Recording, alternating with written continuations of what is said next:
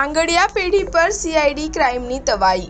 CG રોડના ISKCON arcade સહિત રાજ્યની 25 આંગડિયા પેઢી પર દરોડા, 10 કરોડ 1 કિલો સોનું મળતા ઇન્કમ ટેક્સની ટીમ તપાસમાં જોડાઈ। રાજ્યભરની અલગ અલગ આંગડિયા પેઢી પર આજે સીઆઈડી ક્રાઇમે દરોડા પાડ્યા હતા। બોગસ એકાઉન્ટ અંગેની ફરિયાદ મળતા સીઆઈડી ક્રાઇમ દ્વારા અમદાવાદના સીજી રોડ પર આવેલા ઇસ્કોન આર્કેડની અનેક આંગડિયા પેઢી સહિત રાજ્યભરમાં 25થી વધુ જગ્યાઓ પર આંગડિયા પેઢી પર દરોડા પાડવામાં આવ્યા હતા, જેમાં 10 કરોડ રોકડા અને 1 કિલો સોનું મળી આવતા ઇન્કમટેક્સ વિભાગની ટીમ તપાસમાં જોડાઈ હતી। બપોરના સમયથી મોડી સાંજ સુધી દરોડા પાડ્યા હતા, જેમાં પોલીસ દ્વારા સર્ચ કરવામાં આવ્યું હતું।